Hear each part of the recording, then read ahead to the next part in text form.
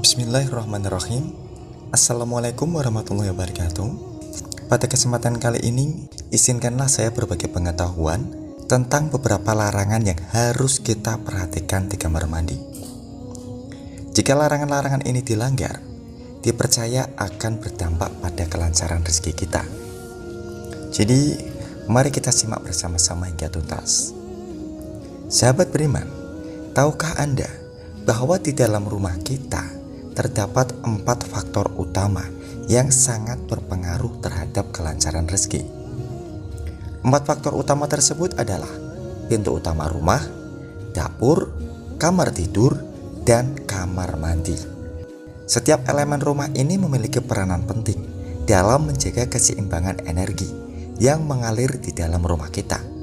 Berbeda dengan pintu utama rumah yang menjadi sarana masuknya energi positif, kamar mandi merupakan tempat pembuangan atau keluarnya energi dari dalam rumah. Bahkan, kamar mandi juga dipercaya menjadi sumber energi yin atau energi dingin yang dapat mengundang berbagai hal negatif jika tidak dijaga dengan baik. Nah, berikut ini adalah beberapa larangan di kamar mandi yang bisa membuat rezeki seret apabila dilanggar. Yang pertama, jangan biarkan keran air bocor. Sahabat beriman, jika di dalam kamar mandi ada air yang selalu menetes atau merembes, entah itu berasal dari keran yang rusak, ember yang berlubang, atau bak mandi yang retak, maka hendaklah hal tersebut segera diperbaiki. Jangan dibiarkan terlalu lama bocor. Air yang menetes atau merembes di dalam kamar mandi, menurut orang-orang zaman dahulu, adalah simbol dari rezeki yang akan selalu habis dan tidak terkumpul. Anda akan selalu dihadapkan dengan situasi di mana harus selalu mengeluarkan uang. Misalnya saja, ada banyak undangan, barang-barang yang tiba-tiba rusak dan minta diservis, dan lain-lain. Oleh karena itu, penting bagi kita untuk selalu menjaga kondisi kamar mandi agar tidak ada kebocoran yang tidak perlu. Dan yang kedua, jangan biarkan kamar mandi gelap. Kamar mandi yang baik adalah kamar mandi yang bisa mendatangkan penerangan dari sinar matahari pada waktu siang hari dan juga mendapatkan pencahayaan dari lampu pada waktu malam hari. Intinya adalah usahakan agar kamar mandi tersebut selalu dalam keadaan terang. Kamar mandi yang memiliki energi dan aura yang bersifat dingin, jika ditambahkan dengan kondisi pencahayaan yang gelap, maka kamar mandi tersebut akan berubah menjadi tempat berkumpulnya para entitas negatif yang tidak terlihat. Dan akibatnya, hawa yang mereka hasilkan di kamar mandi yang gelap tersebut akan bisa membuat Anda mudah sakit, malas, dan juga tidak produktif. Maka dari itu, pastikan pencahayaan di kamar mandi Anda memadai, baik pada siang hari maupun pada malam hari. Yang ketiga, jangan bersiul atau bernyanyi di kamar mandi. Bersiul ataupun bernyanyi di kamar mandi, terutama pada waktu malam hari, sudah menjadi mitos bahwa hal tersebut akan bisa mengundang kehadiran makhluk halus.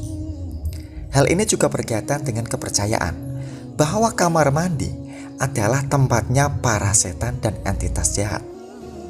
Namun secara medis, bersiul atau bernyanyi di kamar mandi memiliki efek yang negatif pada kesehatan kita. Ketika Anda melakukan hal itu, secara tidak sadar sebenarnya Anda sudah menghirup banyak bakteri dan virus yang terdapat di tempat tersebut. Sehingga ketika kondisi imunitas tubuh sedang tidak fit, maka Anda akan mudah sakit, yang kemudian akan mengganggu kualitas pekerjaan dan aktivitas sehari-hari. Yang keempat, jangan menyimpan tempat sabun, sampo, dan lain-lain yang sudah habis. Bagi sebagian orang, mereka selalu malas untuk membuang wadah perlengkapan mandi yang sudah habis, sehingga di dalam kamar mandi tersebut ada banyak sekali wadah atau plastik saset kosong yang sudah tidak berguna. Mungkin secara sekilas Anda akan menganggap bahwa hal itu biasa saja, bahkan wajar. Namun secara energi, barang-barang yang sudah tidak berguna tersebut sebenarnya adalah sampah yang secara perlahan namun pasti akan membuat rezeki Anda menjadi macet dan tidak mengalir. Maka dari itu, biasakan untuk segera membuang wadah-wadah kosong tersebut agar kamar mandi tetap bersih dan energi positif dapat mengalir dengan lancar. Yang kelima, jangan membuat kamar mandi dengan pintu yang terlihat dari tempat kamar tidur atau ruang tamu.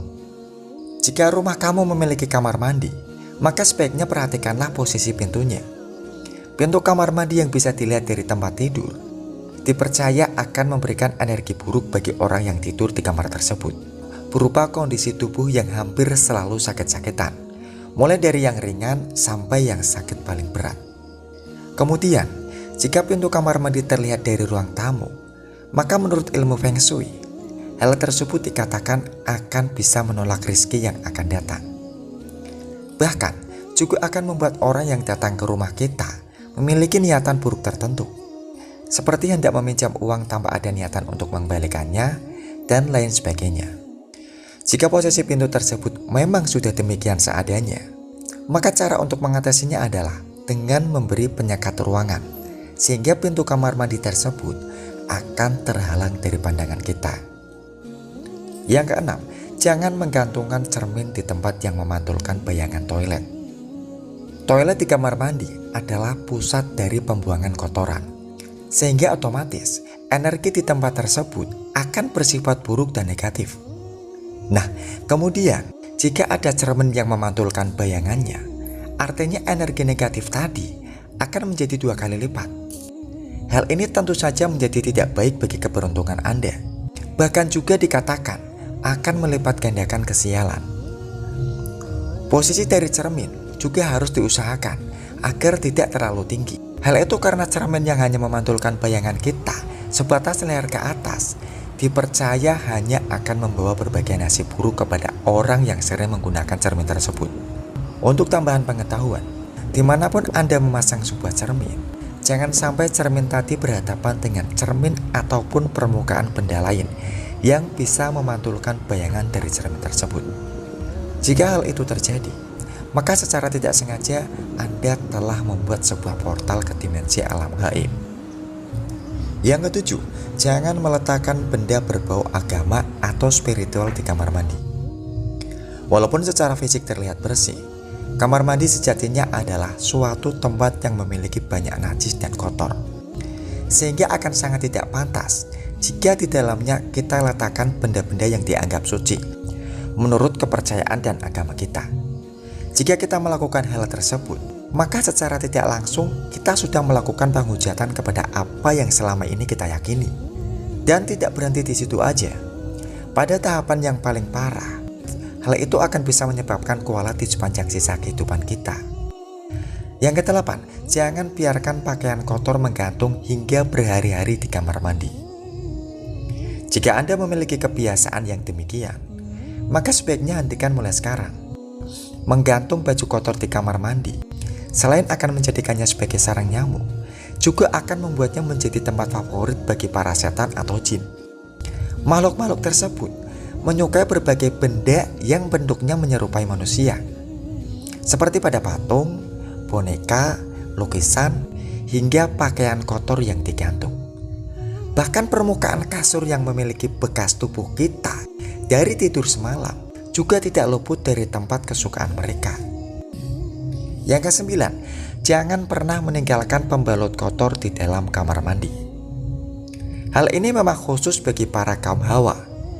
Jika Anda sering meninggalkan atau membuang bekas pembalut yang masih memiliki noda darah di kamar mandi, maka hanya tinggal menunggu waktu saja kamar mandi tersebut akan menjadi rumah bagi sosok jin penjilat darah.